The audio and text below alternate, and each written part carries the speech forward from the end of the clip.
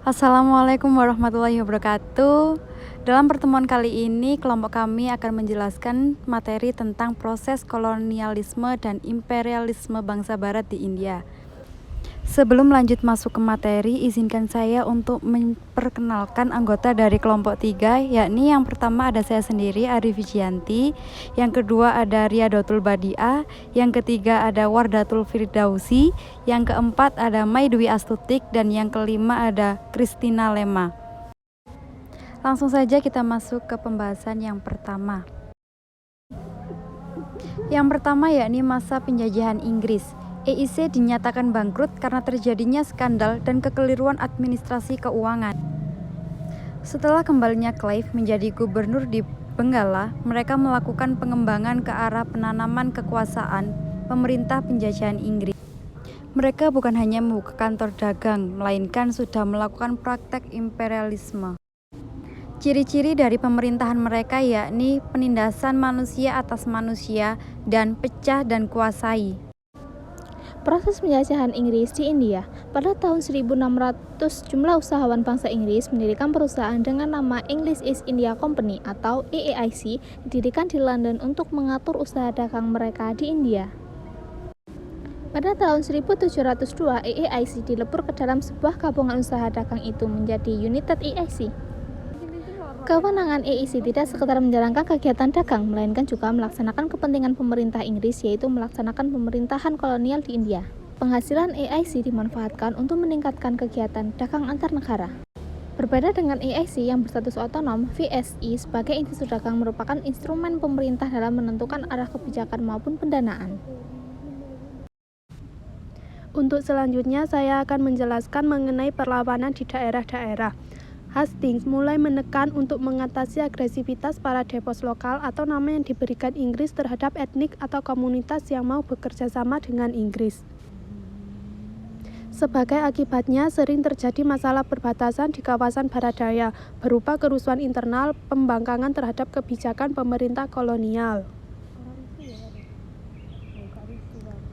Inggris senantiasa mendapatkan tekanan yang berat di Eropa dan serangan dari Prancis di Teluk Benggala. Namun semuanya dapat diatasi dengan langkah-langkah yang luar biasa oleh Hastings. Faktor-faktor keberhasilan dalam meredam gerakan pribumi terhadap penjajahan Inggris.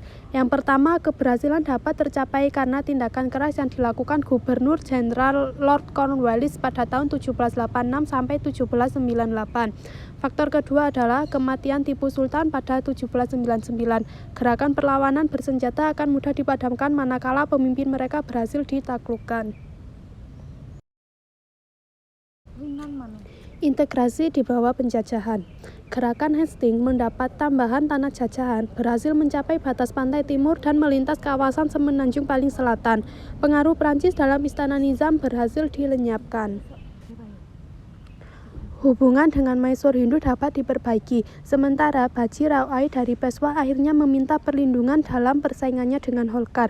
Scindia dan Pesla berhasil ditaklukkan oleh Jenderal Skinner Lake di sebelah utara dan oleh Jenderal Mayor Arthur Wellesley di kawasan selatan. Akhirnya pada tahun 1805 bertepatan dengan Perang Louis di Trafalgar, di mana armada laut Inggris berhasil mengalahkan Prancis. Wellesley ditarik kembali ke Inggris. Delhi dijadikan sebuah kota sekaligus distrik otonom. Selanjutnya, Wellesley mengembangkan sistem pertahanan yang telah dirancang oleh Warren Hastings. British India, yaitu India jajahan Inggris, terdiri dari 562 negara bagian utama. Keberhasilan pemerintah jajahan Inggris dalam menyatukan wilayah jajahannya di India ternyata masih menyimpan masalah dengan bangsa-bangsa di perbatasan. Di bagian utara tinggal orang-orang Gurkha.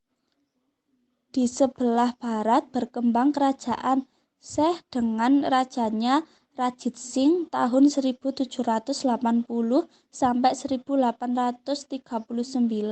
Dengan raja tersebut dilakukan kerjasama untuk menghentikan perang di bagian utara maupun tengah.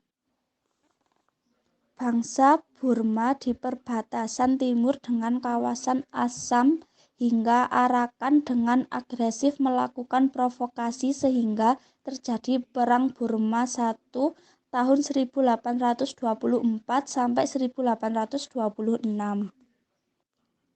Dalam 2 kali Perang Seh, yaitu Perang Seh I tahun 1845 sampai 1846 dan Perang Seh II tahun 1848 sampai 1849.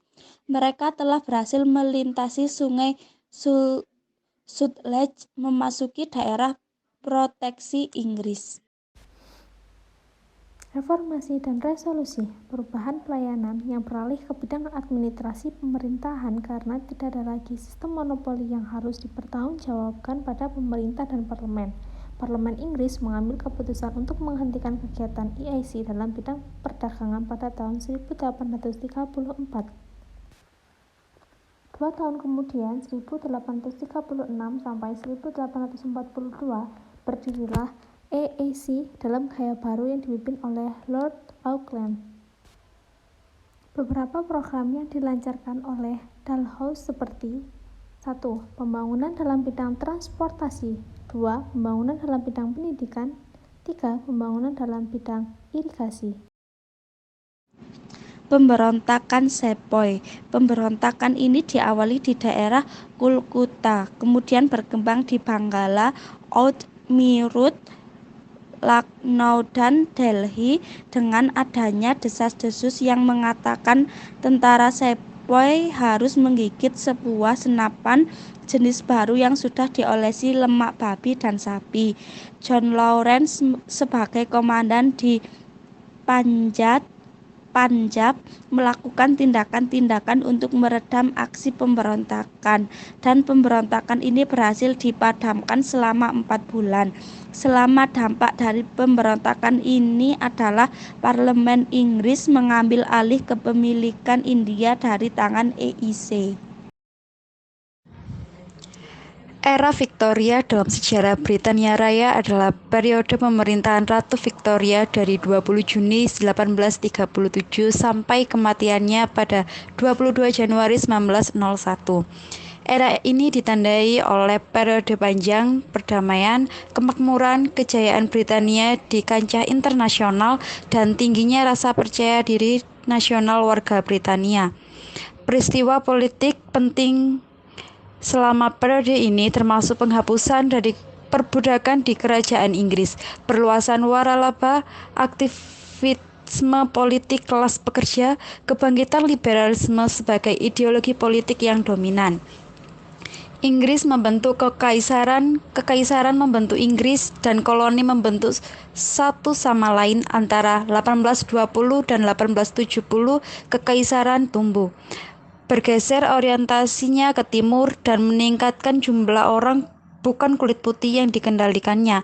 Banyak dari ekspansi ini melibatkan kekerasan, termasuk pemberontakan India.